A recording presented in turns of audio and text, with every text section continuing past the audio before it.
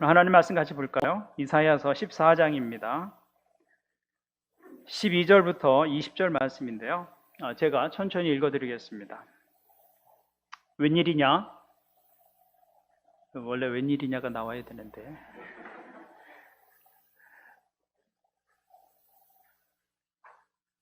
네.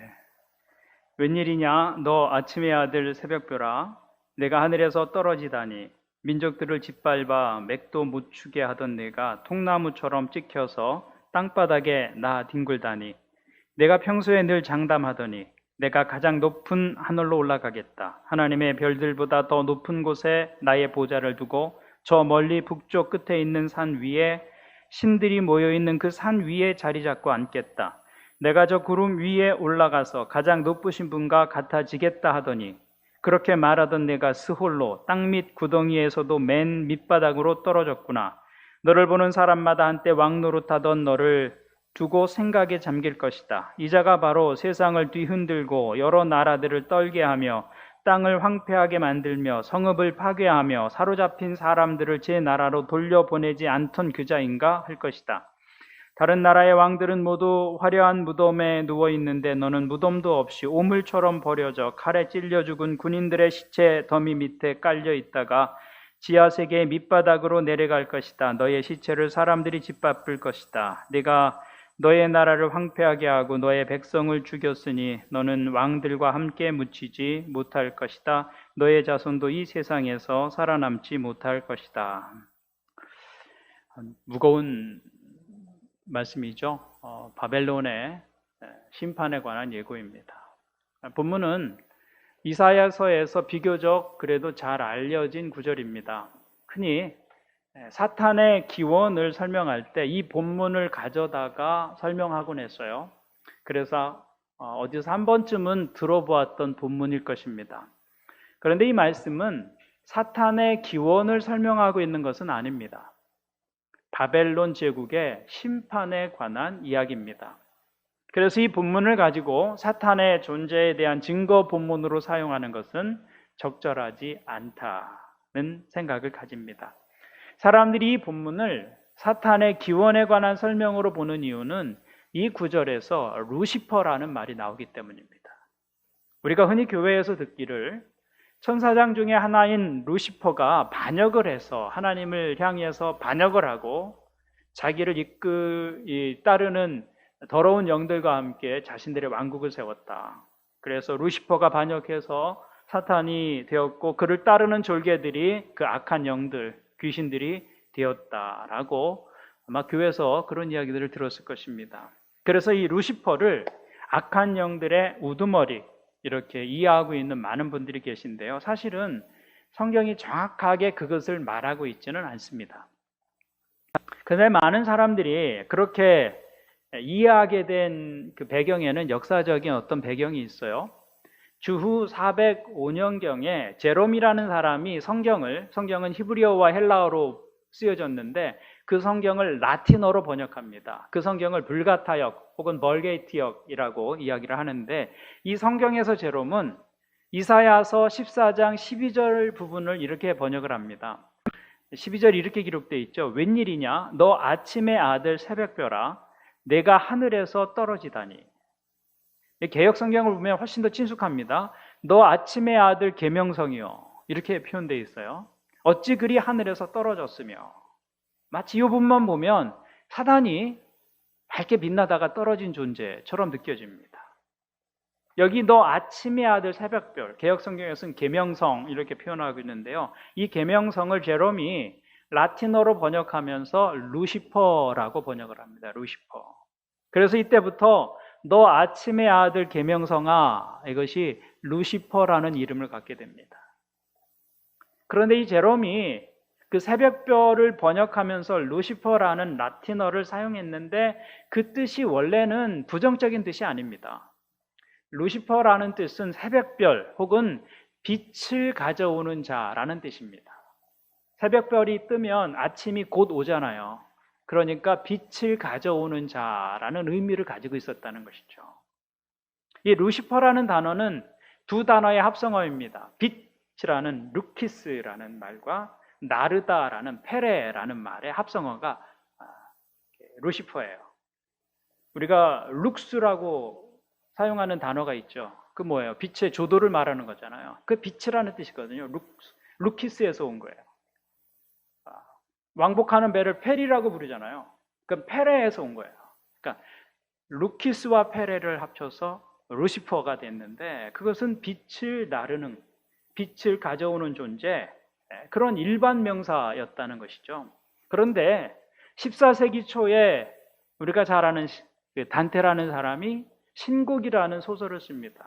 그때 제롬이 라틴어로 번역한 루시퍼라는 단어를 가져다가 타락한 천사장의 이름으로 사용합니다. 그 단테의 신곡에서요.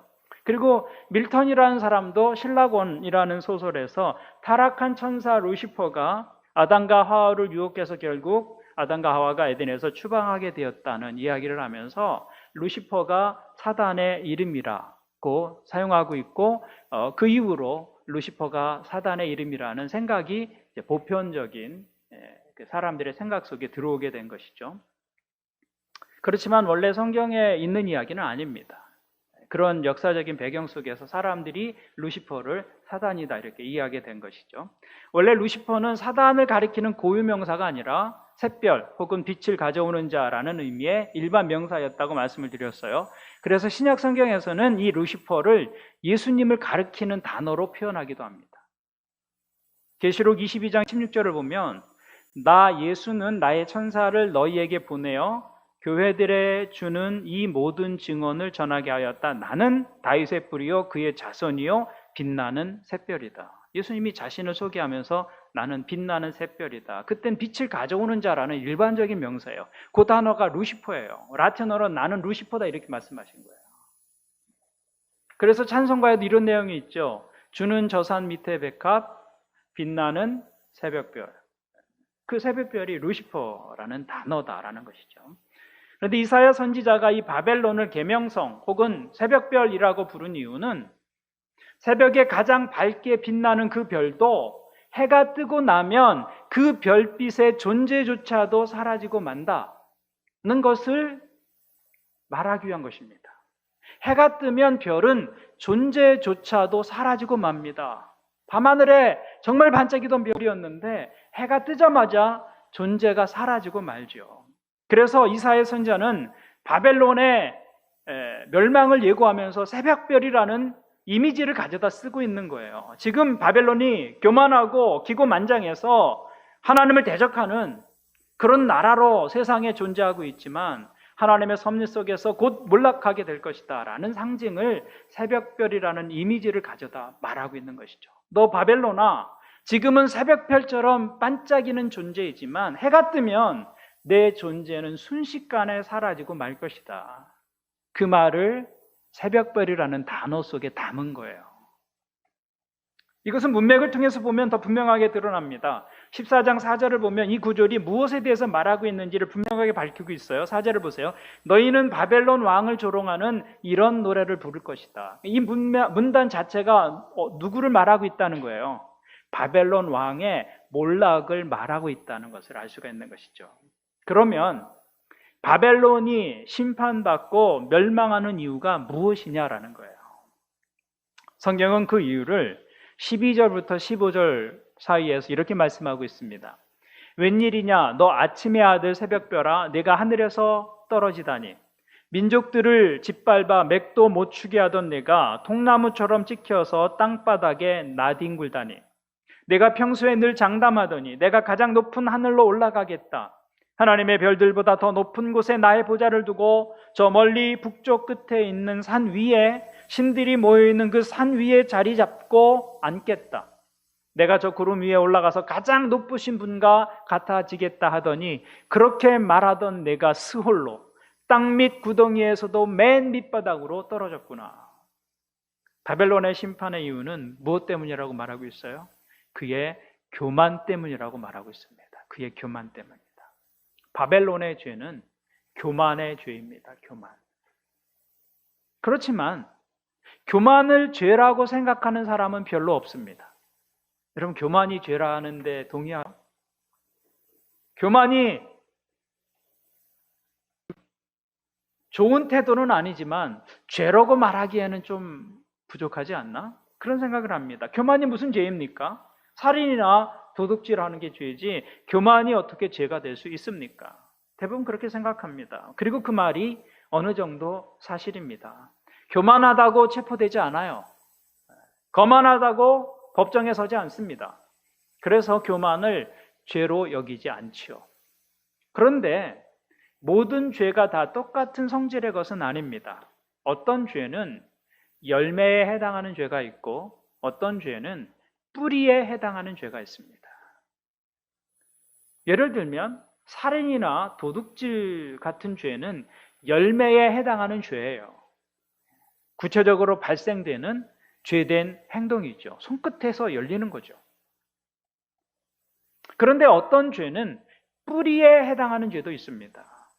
이것은 어떤 죄가 행동으로 드러나고 저질러지도록 만드는 잘못된 생각과 태도들인 것이죠. 그 뿌리에서 죄의 열매가 맺히는 것입니다. 죄는 항상 그런 뿌리를 가지고 있어요. 시기라든지 질투라든지 탐욕이라든지. 죄는 그런 뿌리와 연결되어 있는 것이죠. 그런데 교만이 바로 그런 죄의 뿌리에 해당된다는 것입니다. 그것 자체로 죄라고 말하기는 어렵지만 많은 죄의 열매들이 그것을 뿌리로 해서 자란다라는 것입니다. 그러면 교만이란 무엇일까요? C.S. 루이스라는 분은 교만을 이렇게 정의했어요. 반하나님적 마음의 상태. 반하나님적 마음의 상태. 다시 말하면 내가 하나님이다. 그런 자기 중심적인 태도와 삶의 모습이 교만이라는 거예요. 이 교만은 죄의 가장 근원적인 뿌리가 됩니다. 이 죄는 인류 역사에서 가장 오래된 죄입니다. 이 죄가 어디서 시작되었느냐면 에덴 동산에서 시작되었습니다. 에덴 동산에서 사단이 첫사람을 유혹합니다. 하나님이 동산의 모든 열매를 먹지 말라 하시더냐? 하와가 대답하죠. 아니, 다 먹을 수 있는데 동산 중앙에 있는 선악을 알게 하는 나무의 열매만은 먹지 말아라 하셨어. 그러자 사단이 본격적으로 유혹합니다. 하나님이 금하신 그 열매를 먹어라. 그것을 먹는 날에는 내가 하나님처럼 될 거다. 그래서 하나님이 너희에게 먹지 말라고 하신 거다. 너 하나님처럼 되고 싶지 않니? 하나님이 정해놓은 선악의 기준을 따라 살 필요가 뭐가 있니? 내가 하나님처럼 선악의 기준이 되어서 살면 편한데 내가 그 열매를 먹으면 너는 하나님처럼 될 거야. 하나님처럼 네가 선악의 기준이 되어서 마음대로 살 수 있어. 하와는 하나님처럼 된다는 그 말이 너무 좋았습니다. 그래서 그 선악과를 따서 먹고 하나님처럼 되고자 했습니다. 그것이 교만의 본질입니다. 교만은 스스로 하나님 행세를 하고 싶어 하는 마음입니다. 마음대로 살고 싶어 하는 것이죠. 내 인생에 누군가 주인이 있다는 것을 거절하는 것입니다. 그 반역적인 생각이 교만이죠. 그래서 루이스는 교만을 반하나님적인 마음의 상태 이렇게 정의했던 것입니다. 바벨론 왕의 죄가 바로 그것입니다. 교만이었다는 거예요. 바벨론 왕이 스스로에게 하는 이야기를 들어보십시오. 내가 가장 높은 하늘로 올라가겠다. 하나님의 별들보다 더 높은 곳에 나의 보좌를 두고 저 멀리 북쪽 끝에 있는 산 위에 신들이 모여있는 그 산 위에 자리 잡고 앉겠다. 내가 저 구름 위에 올라가서 가장 높으신 분과 같아지겠다. 이것은 마치 선악과 사건의 재현을 보는 것 같습니다. 선악과가 무엇입니까? 내가 하나님처럼 되어보겠다. 그것이었잖아요.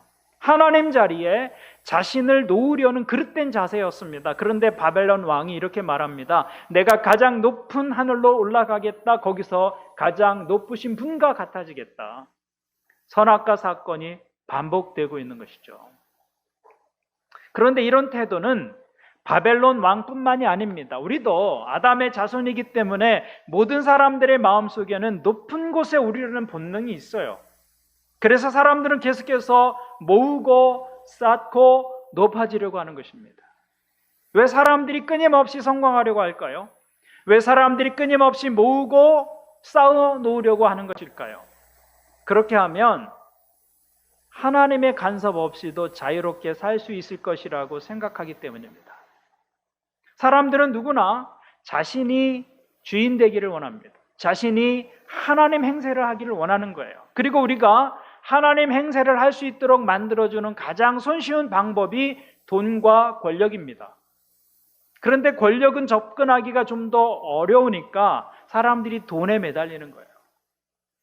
돈이 많아지면 편하기도 하지만 누군가를 움직일 수 있습니다. 내 마음대로 할 수 있습니다. 내가 원하는 것을 내가 원하는 방식으로 할 수 있습니다.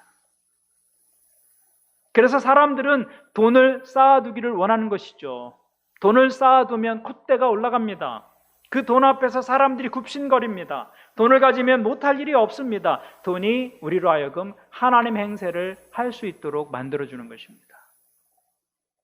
이런 교만한 사람들에게 세상은 나를 중심으로 돌아가야만 합니다. 내가 세상의 중심이에요. 그래서 조지 엘리엇이라는 소설가는 교만한 사람을 무엇에 비유했느냐면 자기가 새벽에 울기 때문에 태양이 떠오른다고 생각하는 수탉과 같다, 이렇게 표현했어요. 수탉이 우는 것과 태양은 아무런 인과관계가 없습니다. 그런데 교만은 내가 울기 때문에 해가 떠오른다고 생각하는 수탉과 같아요. 내가 울지 않으면 태양도 안 떠올 거야, 이렇게 생각하는 것이죠. 세상의 중심에 자신을 놓고 살아가는 것입니다. 그래서 모든 사람은 내 의견에 동조해야 하고, 모든 분위기는 내가 기뻐해야 할 분위기로 돌아가야 하고, 모든 원칙은 내가 동의하기에 부족함이 없도록 결정되어야 옳은 원칙이 되는 것이죠. 내가 중심에 있는 거예요. 어떤 교회가 좋은 교회인가? 내 마음에 드는 교회가 좋은 교회입니다.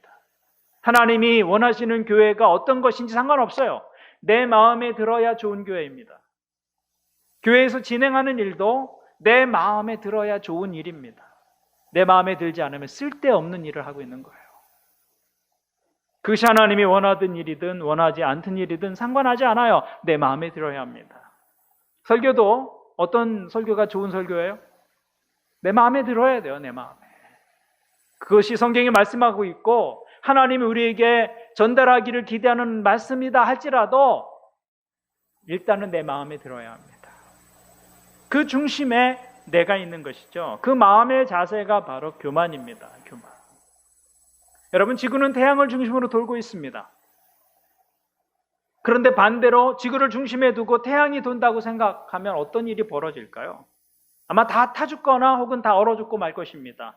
태양이 있고 태양의 중심을 지구가 돌면서 태양계의 질서가 만들어지는 것처럼 하나님을 중심으로 우리가 살아가도록 하나님이 우리를 만드신 거예요. 그런데 교만은 이 질서를 뒤집는 겁니다. 하나님의 자리에 자신을 놓는 거예요. 그래서 나를 중심으로 세계가 돌아가야 하고 나를 중심으로 하나님도 존재해야 하는 것이죠. 그렇게 생각하는 것이 바로 교만의 모습인 것입니다. 그렇게 살면 이 교만이 우리의 영혼과 삶을 위험하게 만듭니다. 이 교만은 영혼의 암과 같아요. 이 교만이 우리 속에서 암세포처럼 자라고 있는 한 우리의 어떤 노력도 절대로 우리를 더 나은 사람이 되지 못하게 합니다. 우리가 삶에 많은 노력을 기울이고 있지만 교만이 우리 마음에 자리하고 있다면 우리가 아무리 노력해도 더 나은 존재가 될 수 없습니다. 그것이 교만이 가져다주는 치명적인 결과입니다. 교만이 우리 마음에 자리하고 있으면 가지면 가질수록 더 고약한 존재가 됩니다. 노력해서 높아지면 높아질수록 더 악한 영향력을 가진 존재가 된다, 그 말입니다. 교만이 자리하고 있는 한 우리는 더 나은 존재가 될 수 없다, 그 말입니다. 특별히 교만은 하나님과의 관계를 파괴합니다. 바벨론 왕은 내가 가장 높으신 분과 같아지겠다, 이렇게 공언하죠. 그것이 교만한 사람의 영혼의 모습입니다. 그래서 교만으로 가득한 사람은 하나님 앞에 나오지 않습니다. 겸손한 사람이 나오는 것이지 교만한 사람은 하나님 앞에 나오지 못합니다. 자기 잘난 것, 자기 착한 것, 자기 의로 가득 차서 그 영혼에 하나님의 은혜가 담겨질 공간이 없습니다. 그래서 하나님을 만나기 가장 어려운 사람들이 이런 사람들입니다. 자기 의가 있는 사람들. 자기 노력이 있고 자기 성취가 있어서 그것으로 인해서 마음이 부풀려진, 마음이 교만해진 사람들입니다. 그런 사람들의 영혼에는 하나님의 은혜를 담을 공간이 없어요. 자기 의와 교만이 풍선처럼 부풀어서 영혼의 공간을 다 차지하고 있기 때문입니다. 그래서 교만한 사람의 영혼에 하나님의 자리는 없는 거예요. 야고보 사도는 이렇게 말합니다. 그러므로 성경에 이르기를 하나님께서는 교만한 자들을 물리치시고 겸손한 사람들에게 은혜를 주신다 하고 말합니다. 이게 성경이 우리에게 말씀하고 있는 진리라는 것이죠. 겸손한 사람의 영혼에는 하나님의 은혜가 담기지만 교만한 사람은 자신도 하나님을 거절하고 하나님도 그를 물리치신다는 거예요. 그 영혼 안에 하나님의 자리가 없기 때문입니다. 그것이 바벨론 왕의 모습이었다는 거예요. 또한 무엇보다 이 교만은 사람들의 귀를 닫게 만듭니다. 그래서 아무리 좋은 교훈이나 가르침이라 할지라도 들으려고 하지 않습니다. 그것이 교만의 무서운 결과입니다. 우리가 잘못하더라도 귀가 열리면 가능성이 있습니다. 누구나 실수할 수 있고 잘못할 수 있죠. 그때 제일 중요한 것은 열린 귀입니다. 그 열린 귀를 가지면 삶은 언제든지 개선이 가능해집니다. 그런데 교만은 귀를 닫게 만듭니다. 그래서 창세기에서는 세상의 언어가 사람들의 교만으로 인해 갈라지게 되었다고 설명합니다.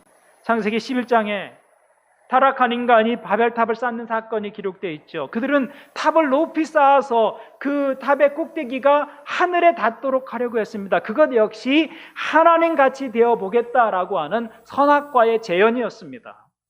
그래서 하나님처럼 높아지려고 했던 것이죠. 그런데 하나님께서 그들의 교만을 어떻게 심판하셨습니까?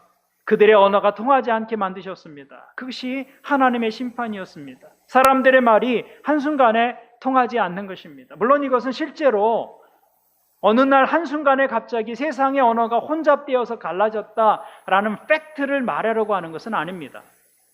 서로 말이 통하지 않는 그 비극이 교만의 탑을 쌓다가 일어났다고 비유적으로 말하고 있는 것이죠. 이것은 교만의 결과와 부작용을 말하고 있는 것입니다. 교만하면 말이 통하지 않습니다.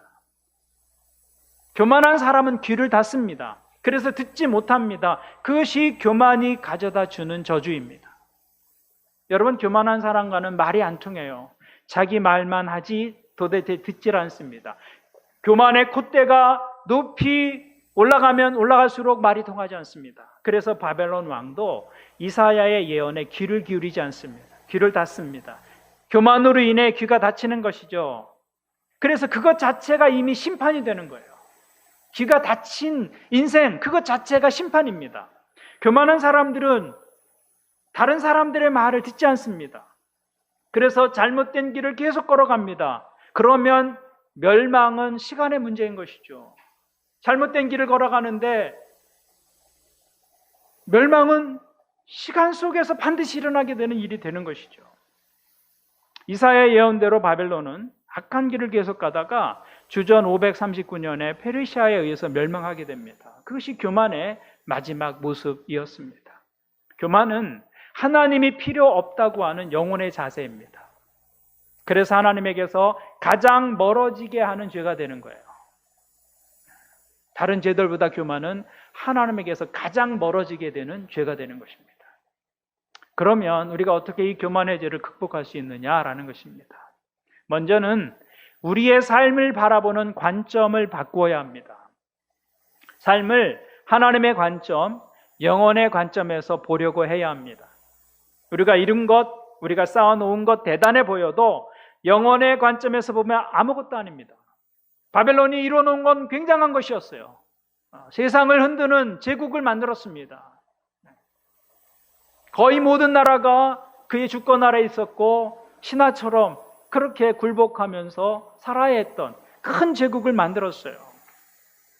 그런데 그런 것도 영혼의 관점에서 보면 아무것도 아니다라는 것이죠. 인간의 어떤 성공도 하나님의 관점에서 보면 미미한 것이 되고 맙니다.